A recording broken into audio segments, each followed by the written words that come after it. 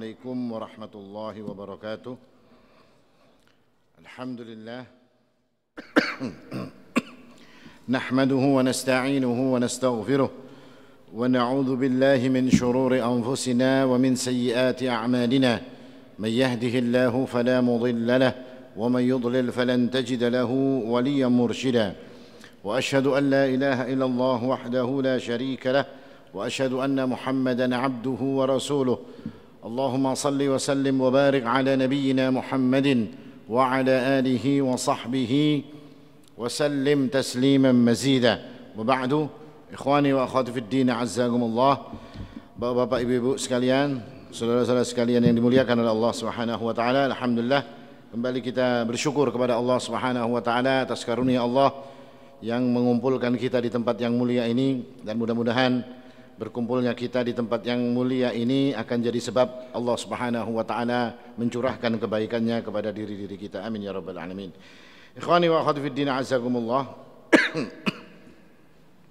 Kita lanjutkan kajian kita masih dalam bab khauf, kitab Riyadhus Shalihin, hadis ke-11 dari bab ke-50, di mana dituliskan oleh Al-Imam An-Nawawi rahimahullahu taala an Abi Dzar qala Rasulullah sallallahu alaihi wasallam, dari sahabat yang mulia Abu Dzar Al-Ghifari, berkata Nabi sallallahu alaihi wasallam, Nabi mengatakan, inni ara ma la taraun, sesungguhnya aku ini melihat apa yang tidak kalian lihat, kata Nabi sallallahu alaihi wasallam. Attatis samaa'u wa huqqa laha an ta'id, langit itu berderik, apa sambatannya Pak? Kalau pian duduk di kursi terus kursinya bunyi kriet gitu, nah apa itu artinya? Kalau bahasa Banjarnya apa itu? Mengerekot. Nah ya, attatis samaa'u wa huqqa laha an ta'id, langit itu mengerekot bunyinya, dan dia itu mengerekot secara hakikat, memang benar-benar berbunyi langit tersebut. Kenapa? Ma fiha mawdi'u arba'i asabi' illa wa malakun wadi'un jabhatahu sajidan lillahi ta'ala. Kenapa sebabnya? Karena saking banyaknya malaikat, tidak ada tempat selebar 4 jari, kata Nabi sallallahu alaihi wasallam, kecuali di sana ada seorang malaikat yang bersujud kepada Allah Subhanahu wa taala untuk beribadah kepada Allah Subhanahu wa taala. Wallahi, kata Nabi, demi Allah, lau ta'lamuna ma a'lamu, seandainya kalian itu, kata Nabi sallallahu alaihi wasallam, mengetahui seperti aku yang mengetahuinya, ma la dhahiktum qalilan wa la bakaitum katsiran wa ma taladzattum bin nisa'i 'alal furush. Seandainya kalian itu tahu seperti mana aku mengetahui sesuatu tersebut, kata Nabi sallallahu alaihi wasallam, la dhahiktum qalilan, kalian akan sedikit tertawa, wala bakaitum katsira, dan kalian akan banyak dalam hidup kalian itu kalian gunakan untuk menangis, wa ma taladzattum bin nisa'i 'alal furush, dan bahkan kamu tidak akan mau untuk mencumbui istrimu di atas tempat-tempat tidur mereka. Lalu Nabi mengatakan, wala kharajtum ila as-su'udat taj'aruna ila Allah taala, kamu tidak melakukan semua kenikmatan dunia tadi, tapi yang akan engkau lakukan adalah kharajtum ila as-su'udat, kalian akan pergi ke tempat-tempat yang tinggi, ke gunung-gunung, tempat-tempat yang tinggi, dan di sana kalian akan terus meminta tolong kepada Allah Subhanahu wa taala. Ini hadis yang sahih, hadis yang mulia yang menunjukkan tentang keagungan Allah Subhanahu wa taala, dan hadis ini diletakkan oleh Imam An-Nawawi rahimahullahu taala dalam bab khauf, bab takut kepada Allah Subhanahu wa taala. Kenapa beliau meletakkan hadis ini dalam bab khauf? Karena sesungguhnya makna daripada hadis ini adalah mengajarkan manusia untuk takut kepada Allah Subhanahu wa taala. Lalu apa hikmah daripada hadis tersebut? Di antaranya adalah bahwasanya Rasulullah sallallahu alaihi wasallam itu bisa melihat hal-hal yang gaib. Tapi bukan berarti beliau tahu yang gaib. Melihatnya kepada hal-hal yang gaib yang dilihat oleh Nabi sallallahu alaihi wasallam adalah dengan sebab ditunjukkannya oleh Allah Subhanahu wa taala. Karena sesungguhnya ilmu tentang yang gaib itu milik Allah, Tapi terkadang para rasul itu diberikan oleh Allah Subhanahu wa taala pengetahuan tentang yang gaib. Sebagaimana Allah mengatakan, "Alimul ghaibi fala yudhiru ala ghaibihi ahada illa man irtada mir rasul." Dialah yang mengetahui yang gaib, dan tidak ada satupun yang gaib ini ditunjukkan kepada siapapun oleh Allah Subhanahu wa taala, illa man irtada mir rasul, kecuali rasul-rasul yang diinginkan oleh Allah, maka dia akan ditunjukkan sesuatu yang gaib tersebut. Nah, ini Rasulullah sallallahu alaihi wasallam, beliau ini mengetahui perkara-perkara gaib dengan pengetahuan dari Allah. Artinya bukan nabi loh ya. Nabi tidak tahu yang gaib, tapi Allah terkadang menunjukkan kepada nabi ini perkara-perkara gaib yang akan datang. Seperti apa misalnya? Nabi mengatakan, dulu Nabi sudah mengatakan nanti di akhir zaman akan terjadi seperti ini. Nanti di anu itu akan jadi seperti ini. Nanti akan seperti ini, akan seperti ini. Semua dikabarkan oleh Nabi sallallahu alaihi wasallam. Siapa yang memberitahukan? Allah Subhanahu wa taala. Rasulullah sallallahu alaihi wasallam juga kadang-kadang memberitahukan yang hadir pada saat itu. Orang-orang tidak ada yang tahu pada saat Nabi hidup, dan kejadian pada saat beliau hidup, dan orang yang mengalami pun hidup bertemu dengan Nabi sallallahu alaihi wasallam. Tidak ada orang yang tahu, tapi Nabi nanti yang akan menunjukkan sesuatu yang tidak diketahui oleh orang banyak tersebut. Seperti contohnya, ada orang yang kehilangan onta, dikira ontanya dicuri ini dan segala macam. Lalu Nabi mengatakan, tidak, ontamu di tempat ini, kata Nabi. Ditunjukkan tempatnya, didatangi ke tempat tersebut, betul ontanya ada. Nah, ini semua dengan pengetahuan Allah Subhanahu wa taala. Seperti sahabat misalnya Suhaib Ar-Rumi. Ya kan, Suhaib bin Sinan Ar-Rumi ini dia memberikan hartanya kepada orang-orang kafir supaya bisa hijrah. Sesampai di Madinah Nabi tertawa. Kenapa Nabi tertawa? Karena Nabi tahu apa yang dikerjakan oleh Suhaib Ar-Rumi di Mekah dengan apa? Dengan pemberitahuan Allah Subhanahu wa taala. Dan Nabi juga tahu tentang perkara-perkara yang telah lalu, yang tidak ada manusia yang tahu, beliau jadi tahu. Jadi cerita tentang kaum-kaum sebelum kita. Makanya orang Yahudi kan waktu bertanya, waktu ngetes Rasulullah kan selalu ditanya tentang perkara-perkara zaman dulu.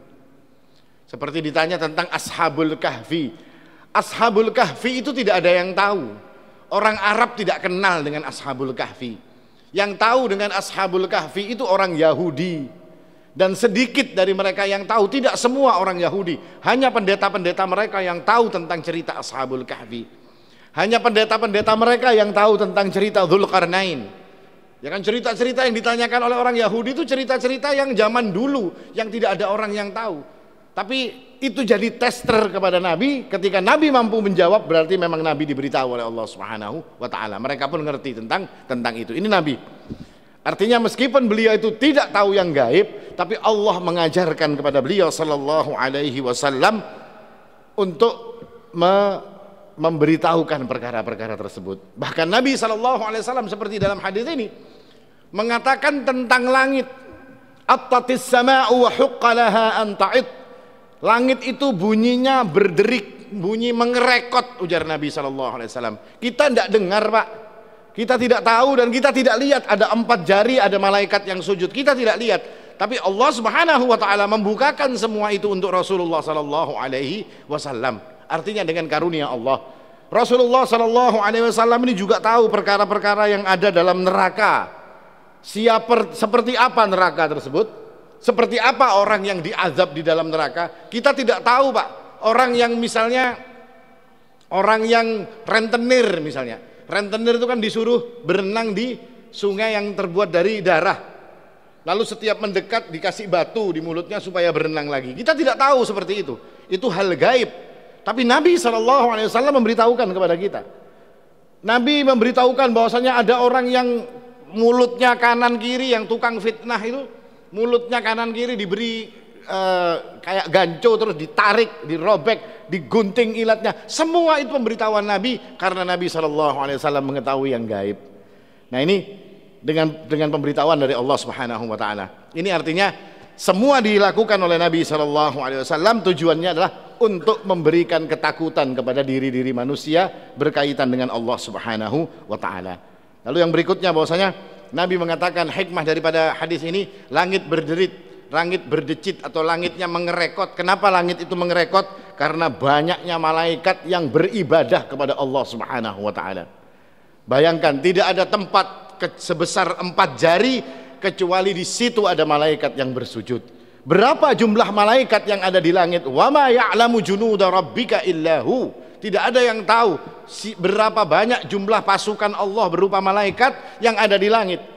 Cuma kita diberikan satu gambaran oleh Allah Subhanahu wa taala. Di langit itu ada tempat namanya Baitul Ma'mur. Baitul Ma'mur itu letaknya di mana? Kalau ditarik garis lurus dengan Ka'bah. Baitul Ma'mur. Baitul Ma'mur itu Ka'bahnya penduduk langit. Jadi tempatnya itu lurus dengan Ka'bah yang ada di bumi. Nah, itu Ka'bahnya orang yang ada di langit. Dan berapa jumlah malaikat? Kita diberitahu bahwasanya setiap hari ada 70.000 orang malaikat yang akan masuk ke dalam Baitul Ma'mur untuk beribadah setiap hari. Dan malaikat yang masuk pada hari itu, maka mereka tidak akan pernah kembali lagi. Artinya sudah datang ke Baitul Ma'mur sekali ya. Setelah itu dia keluar, besok ganti malaikat baru lagi 70.000. Besok ganti lagi 70.000. Kada usah banyak-banyak, sepanjang umur kita saja jumlahnya sudah kada tahu kita. Sepanjang umur kita saja, misalnya 10 tahun umur kita, ya kan? 10 tahun berarti 3.600 kali, 3.600 hari, 3.600 kali 70.000 berapa? Pian hitung seorang, ya kan? Seperti itu jumlahnya dalam waktu 10 tahun. Bagaimana dengan jumlah dunia yang harinya tidak terhitung ini? Berapa banyak malaikat-malaikat Allah? Maka tempat yang bernama langit sebagai tempatnya malaikat-malaikat Allah Subhanahu wa taala, saking beratnya, banyaknya orang yang diangkutnya sampai langit itu attatis sama'u wa huqqalaha an ta'id. Artinya langit itu sampai berderit dengan sebab banyaknya malaikat yang ada di sana, dan ini didengar oleh Rasulullah sallallahu alaihi wasallam. Dan juga bahwasanya kita diberitahu bahwasanya malaikat ini, ketika kita diberitahu oleh Nabi sallallahu alaihi wasallam tidak ada tempat sebesar 4 jari kecuali ada malaikat yang beribadah, ini sebagai peringatan pada kita, Pak, bahwasanya para malaikat itu adalah makhluk yang selalu beribadah kepada Allah Subhanahu wa taala, tidak pernah merasa susah dan tidak pernah merasa bosan. Kita disuruh untuk ibadah oleh Allah Subhanahu wa taala tidak seperti ibadahnya malaikat. Malaikat itu ada yang diciptakan oleh Allah Subhanahu wa taala dulu sebelum dunia diciptakan. Malaikat itu diciptakan oleh Allah. Setelah dia diciptakan dikatakan kepadanya, engkau tugasmu untuk tawaf. Dia akan tawaf sampai hari ini. Engkau tugasmu ketika diciptakan untuk rukuk dengan mengucapkan subhanallah. Dia akan rukuk dan tidak pernah akan mengangkat kepalanya. Ada yang diciptakan disuruh untuk sujud, ada yang diciptakan disuruh untuk menjaga satu tempat. Semua itu dilakukan oleh para malaikat dengan tanpa pernah merasa susah, tanpa pernah merasa bosan. Kita manusia diberi contoh oleh Nabi SAW tentang ibadahnya malaikat, tapi kita tidak disuruh ibadah seperti malaikat karena tidak mampu. Mampu pian sujud 2 hari aja, kalau usah nang ya kan? Mampulah. Imamnya sujudnya kadang-kadang kelawasan ya, kalau kita waktu bangun kepala berputar rasanya. Iyalah, bujur lah. Kalau sujud kelawasan, ya kan? Atau rukuknya kelamaan misalnya, rukuk seperti membaca kayak Nabi SAW, rukuknya seperti membaca 60 ayat. Pas nang dibaca ayatnya Al-Baqarah ya, kalau waktu hendak berdiri kadang kala lagi encoknya kumat. Kita tidak disuruh seperti itu. Tapi Rasul SAW menggambarkan tentang para malaikat beribadah, maka manusia itu disuruh ngukur dirinya. Malaikat itu disuruh ibadah seperti itu dan tidak pernah bosan. Tapi apa yang terjadi pada manusia? Ibadahnya tidak disuruh seperti malaikat, tapi mereka banyak bosannya, banyak malasnya, banyak ogahnya, banyak tidak mengerjakan apa yang dilakukan, apa yang diperintahkan oleh Allah Subhanahu wa taala. Sedangkan mereka para manusia ini tadi dalam keadaan kurang ibadahnya, dalam keadaan melanggar aturan-aturan Allah Subhanahu wa taala, mereka tidak pernah takut. Malaikat Allah Subhanahu wa taala jangankan untuk melanggar perintah Allah, ketika Allah Subhanahu wa taala berfirman menyampaikan firman-Nya, seluruh langit malaikat itu pingsan, Pak. Seluruh langit malaikat itu pingsan. Tidak ada satupun yang mampu untuk bertahan, tidak ada. Ketika Allah berfirman, begitu takutnya kepada Allah Subhanahu wa taala. Sampai setelah selesai semua baru mereka bangun, lalu mereka berkata, "Madza qala rabbukum?" Apa yang sudah difirmankan oleh Allah Subhanahu wa taala. Tidak mampu mereka untuk mendengarkan firman Allah Subhanahu wa taala. Barulah nanti Jibril yang akan memberitahu. Qalu al-haqqa. Yang dikatakan oleh Allah Subhanahu wa taala adalah al-haq, kebenaran. Ini untuk dengar firman-Nya Allah saja mereka begitu takutnya. Nah, ini pelajaran bagi manusia. Mereka yang begitu takut lalu menjadikan ibadah mereka begitu baik, begitu hebat ibadah mereka. Lalu bagaimana dengan kalian wahai manusia yang ibadahnya kurang, semunyaan kurang, tapi sedikit pun mereka tidak pernah merasa takut kepada Allah Subhanahu wa taala. Makanya dalam bab ini hadis-hadis yang disebutkan adalah hadis-hadis tentang kebesaran Allah, tentang keagungan Allah Subhanahu wa taala, dengan satu tujuan agar manusia itu menjadi takut kepada Allah Subhanahu wa taala. Lalu Nabi mengatakan lagi dalam hadis ini, lau ta'lamuna ma a'lamu la dhahiktum qalilan wa la bakaitum katsiran wa ma taladzattum bin nisa'i 'alal furush. Dan seandainya kalian tahu seperti apa yang aku tahu, kalian akan sedikit tertawa dan kalian akan banyak menangis dan kalian tidak akan pernah lagi bersenang-senang dengan istri kalian di atas tempat tidur kalian. Apa maknanya ini, Pak? Ini artinya ketika kita ini diberitahu sebagaimana Nabi SAW tahu, pian bisa membayangkan lah, ketika pian lewat di depan kuburan, terus di depan kuburan itu ada orang kuriak diazab misalnya, apa kira-kira yang akan terjadi pada kita, Pak? Ya kan? Terus kita melihat ke atas kayak ini kelihatan ada neraka misalnya, melihat ke sini kelihatan ada ini, melihat ke sana tahu semua kita urusan gaib. Seandainya kata Nabi, kamu tahu seperti saya tahu. Nabi itu lewat di kuburan, beliau dengar suara orang-orang yang ada di kuburan yang diazab. Makanya kadang-kadang beliau nanti mendekati kuburan seperti terjadinya dua kuburan ini kata Nabi sedang diazab. Lalu dikasih dua pelepah pohon kurma. Mungkin ini akan meringankan mereka ketika ini masih basah. Didoakan oleh Nabi SAW. Kenapa? Karena beliau tahu. Nah, kalau kita seandainya tahu tentang apa yang terjadi di kuburan, kita mungkin akan kada karuan rasa hidupnya, Pak. Benar seperti apa yang dikatakan oleh Nabi SAW. La dhahiktum qalilan wa la bakaitum katsira. Kalian pasti akan banyak menangis, sedikit tertawa, dan akan banyak sekali menangisnya dengan sebab mengetahui perkara-perkara yang gaib. Bayangkan orang-orang berkuriak-kuriak misalnya di dalam kuburan karena diazab. Mungkin kita melihat perkara-perkara yang menakutkan, melihat neraka, melihat azab kubur, melihat macam-macam yang menakutkan, itu kita bisa melihat. Dan ciri manusia ketika dia takut kepada sesuatu dengan ketakutan yang sangat besar, maka manusia itu nafsunya hilang, makan pun dia tidak mau.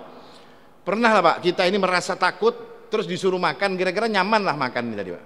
Nggak enak makan itu, kadang nyaman. Anak kita yang biasanya kita sayangi, yang biasanya terus kita guyon, terus mendekat kepada kita, kira-kira kayak apa? Inginnya kita omeli dia ini. Dengan sebab apa? Manusia kalau sudah dalam keadaan takut tidak pernah akan merasakan, tidak pernah akan menginginkan apa-apa yang biasanya dia inginkan. Makanya sampai Nabi mengatakan, dan dia bahkan tidak akan mau untuk bersenang-senang dengan istrinya di atas kasur-kasur mereka. Nah, ini kita disuruh membayangkan. Dan kalau sampai gak takut juga, maka wallahu a'lam, kita tidak tahu seperti apa manusia itu keadaannya ketika diberikan bayangan-bayangan seperti itu oleh Nabi SAW. Lalu yang berikutnya adalah ketika ini terjadi, ketika manusia ini sudah merasa diri mereka itu takut. Kalau pian sudah ketakutan, pernah merasa takut, orang takut itu biasanya kepinginnya seperti apa, Pak? Orang yang cemas. Orang yang cemas, ketakutan ini karena cemasnya, bukan ketakutan kayak ketakutan lawan macan, ini lain. Ini takutnya sifatnya di hati mereka, kecemasan mereka ini besar. Nah, orang kalau cemas itu biasanya ketujuhnya apa? Ketujuh tulak ke mall apa ketujuh seorangan? Hah? Kira-kira antum kalau cemas kayak Pak? Orang cemas itu kan ketujuh menyendiri, iyalah. Kata ketujuhnya, kalau takut mungkin dia ingin ke tempat yang ramai. Kita takutan misalnya lawan kuntilanak misalnya loh, ya tulak aja ke pasar misalnya. Kuntilanaknya nang takutan masuk pasar, ya kan? Tapi kalau orang itu ketakutannya dalam hati, kecemasan yang ada dalam hati, dia tidak akan pernah untuk berkumpul dengan orang banyak.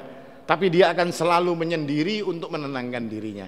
Nah, kata Nabi SAW, kalau sampai kalian bisa melihat yang gaib dan segala macam, kalian akan takut yang luar biasa. Dan ketika itu takut datang, kata Nabi SAW, wala kharajtum ila su'udat taj'aruna ila Allah Ta'ala.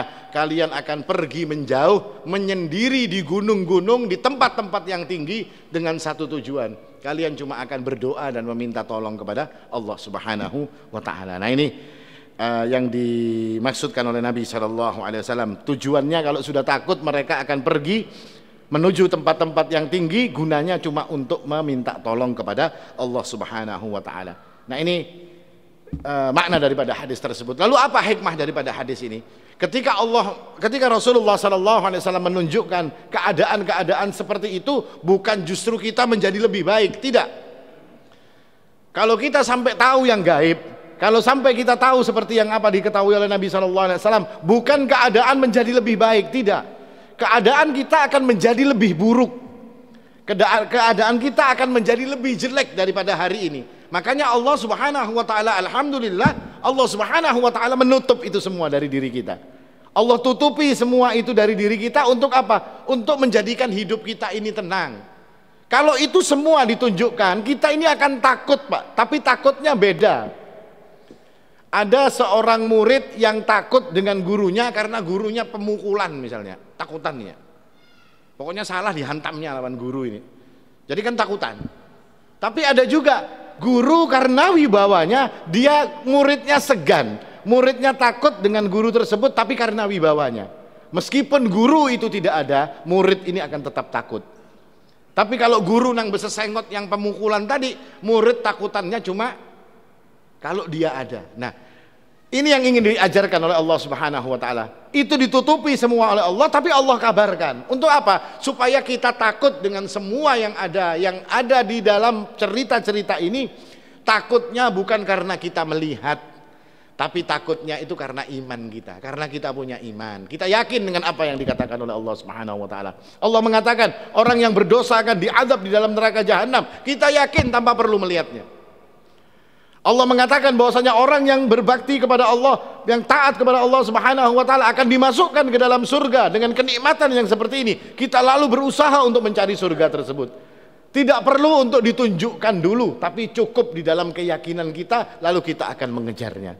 Beda dengan salesman, Mbak, ya, kalau ditunjukkan dulu, ini barang bisa kayak ini, bisa kayak ini, bisa merubah air jadi sirup dalam waktu 2 menit misalnya, ya, kalau ditunjukkan dulu. Kita kalau cuma diomongi tidak percaya, ya kan?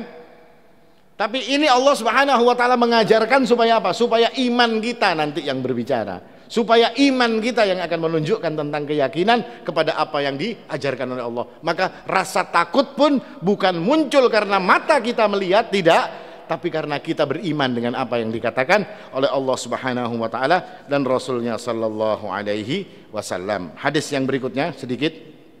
Hadis ini juga hadis yang ma'ruf.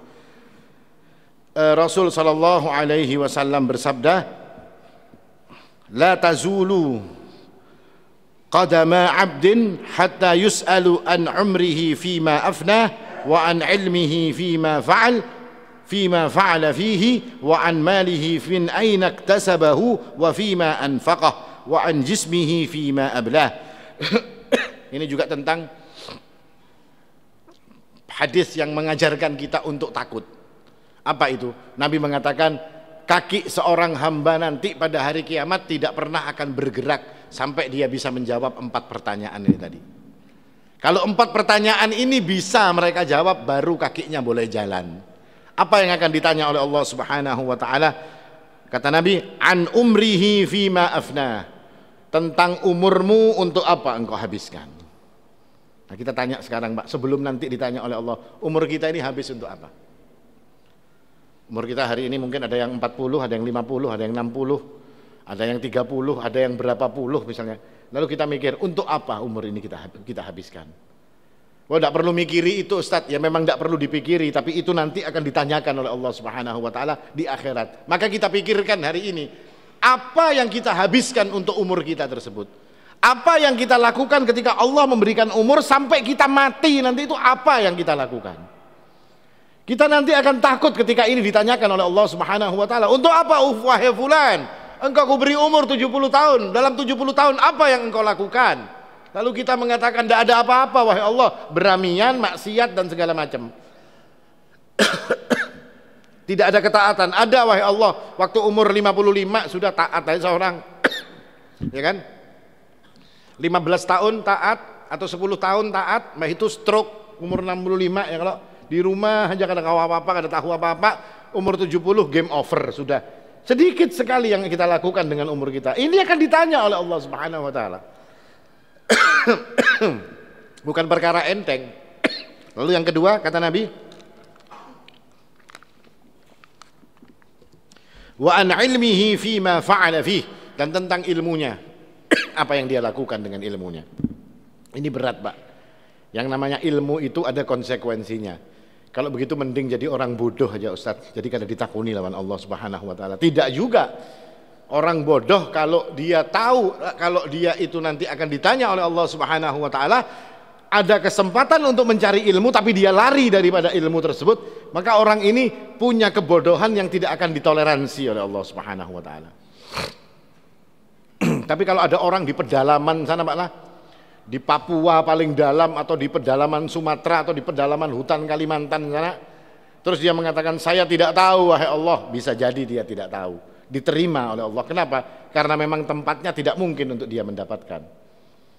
Tapi kalau tempatnya di Sungai Ande, sini masjidnya bertimbun di Sungai Ande, Bapak dah kada tahu lawan Allah, tidak ada urusan. Tidak akan pernah diterima uzur orang yang mengatakan saya tidak tahu wahai Allah, di saat tempat untuk mencari ilmu itu ada. Nah, ilmu itu yang ditanyakan apanya? Apa yang engkau lakukan dengan ilmumu? Nah, ini yang paling berat. Ilmunya buat apa? Itu yang paling berat. Makanya banyak hadis nanti yang menjelaskan tentang keharusan yang namanya ilmu itu untuk diamalkan. Ilmu itu baru dikatakan ilmu kalau dia diamalkan. Kalau ilmu itu tidak diamalkan, dia ngarannya buku. Ya, kalau buku kan tertulis, ilmu tertulis dalam buku, ya kan? Buku tidak beramal. Nah, kalau ilmu yang ada pada diri manusia itu harus diamalkan. Seperti apa mengamalkannya? Fattaqullaha mastata'tum. Lakukan semampu kalian, karena nanti ketika kita berusaha untuk mampu, Allah Subhanahu wa taala akan memberikan kemudahan. Lalu yang ketiga, wa an malihi min aina iktasabahu wa fima anfaqah. Dalam urusan harta pertanyaannya dua. Kalau umur cuma satu, kalau ilmu cuma satu pertanyaannya. Kalau harta dua, min aina iktasabahu wa fima anfaqah. Dari mana engkau mendapatkannya dan kemana engkau untuk membelanjakannya? Dua pertanyaan. Nah, dua pertanyaan ini jawabannya harus yang pertama, dari tempat yang halal digunakan untuk sesuatu yang halal. Bagaimana wahai Allah kalau dari tempat yang haram digunakan untuk perkara yang halal? Korupsi bangun masjid misalnya, tidak ada gunanya, akan sakit orang-orang ini.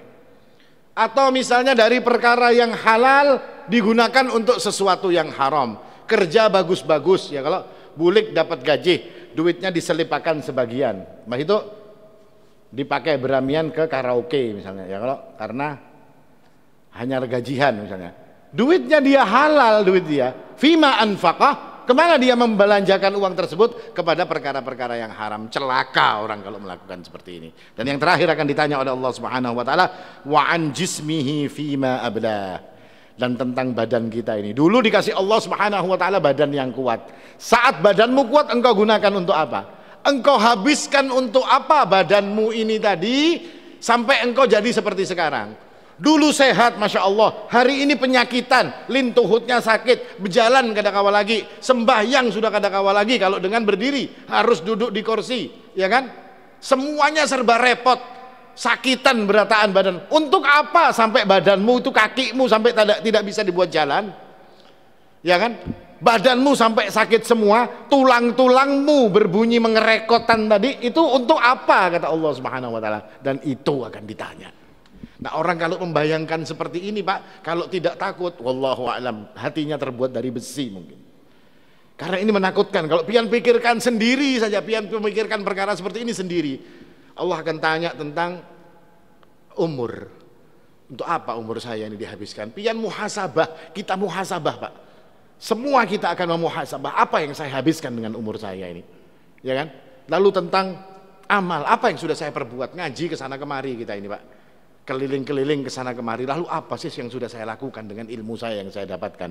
Lalu tentang harta kita, periksa harta kita. Dari mana kita mendapatkannya? Untuk apa kita membelanjakannya? Itu kita periksa. Dan yang terakhir, badan kita. Lihat pian di cermin.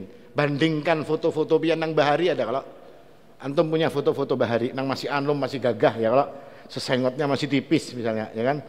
Kan ada putih-putihnya, kan ada di jenggotnya. Dilihat mulai ini sampai jadi nang kayak di cermin ini apa yang sudah saya lakukan? Kan kita ngaca di cermin, hari ini kita kelihatan sudah muha kita. Terus cari foto kita yang dulu masih kecil, masih SMP ya kan, cari. Lalu lihat foto itu, lihat wajah kita. Nah, perbedaan dari sini sampai seperti di dalam cermin, apa yang sudah saya lakukan? Untuk apa ini umur dihabiskan ini, untuk apa? Nah, itu nanti yang akan ditanya oleh Allah Subhanahu wa taala. Badan kita ini kita gunakan untuk apa? Dahulu kuat banar, mengangkat barbel halter itu ya tangan sebuting, kalau 50 kilo itu kawak. Dan ini selawe kilo mengangkat tangan dua, itu pinggangnya sudah mulai sakit, Pak, ngalih pulang bah itu duduk. Nah, untuk apa ini semua dihabiskan? Nah, itu nanti akan ditanyakan oleh Allah Subhanahu wa taala. Dan ini jangan pian anggap sebagai sesuatu yang gampang. Itu dahsyat. Tidak bisa menjawab la tazulu qadama 'abdin. Dia tidak bisa menjawab, maka dia tidak pernah akan melangkah dari tempat hisab untuk menuju kepada surganya Allah Subhanahu wa taala. Tidak pernah melangkah. Dan ketika kita, orang itu kalau tidak bisa melangkah tapi disuruh berjalan, itu kira-kira diapai, Pak? Hah? Diseret lah. Iyalah, bujur lah. Diseret. Kalau kita ini kalau baca orang yang diseret di dalam Al-Qur'an, itu cuma orang yang masuk dalam neraka. Wa ilan nari yushabun. Yang diseret itu cuma orang yang dimasukkan neraka. Orang masuk surga tidak ada kata-kata diseret. Lalu orang ini tidak bisa jalan, tidak bisa berdiri karena tidak bisa menjawab pertanyaan Allah Subhanahu wa taala. Lalu kata kita apa? Ini orang kok ada bergarak-garak, kenapa? Sudah selesai urusanmu hari ini di sini. Tetap aja ini ada bergarak, harus diseret. Dan yang diseret di dalam Al-Qur'an cuma orang yang dimasukkan dalam neraka. Tapi kalau orang yang masuk surga tidak. Orang masuk surga itu seperti orang dibukakan pintu besar lalu dikasih karpet merah. Lalu dikatakan kepada mereka, udkhuluha bisalam, silahkan masuk dengan selamat. Itu orang masuk surga. Tapi kalau orang masuk neraka berataan disereti, Pak. Ada yang diseret dari ininya, kepalanya lawan kakinya, diangkat, ditarik, dimasukkan dalam neraka. Ada yang diseret dengan mukanya, ada yang diseret dipaksa oleh para malaikat. Semua dengan kalimat-kalimat diseret untuk orang-orang yang dimasukkan ke dalam neraka jahanam. Wal'iyadzubillah. Kita berlindung pada Allah Subhanahu wa taala daripada itu semua. Ini dulu yang bisa disampaikan. Karena yang hadis-hadis setelahnya ini hadis-hadis yang umum saja berkaitan dengan keadaan di waktu kiamat, tentang orang yang kata Ummul Mukminin yang hurran yang hufatan uratan ghurlan, yang dalam keadaan tidak pakai sandal, tidak pakai baju, tidak bersunat. Nah, ini umum saja kita sudah paham, artinya keadaan nanti di akhirat seperti itu yang diceritakan oleh Rasulullah SAW. Intinya semuanya mengajarkan kita ini untuk menjadi takut dengan apa-apa yang sudah dijanjikan oleh Allah Subhanahu wa taala bagi orang-orang yang melanggar aturan Allah. Ini aja dulu, mungkin ada yang ditanyakan atau cukup? Cukup, Pak. Mudah-mudahan bermanfaat. Aqulu qouli hadza wal haqqu 'indallah. Subhanakallahumma bihamdik asyhadu an la ilaha illa anta astaghfiruka wa atubu ilaik. Wassalamu alaikum warahmatullahi wabarakatuh.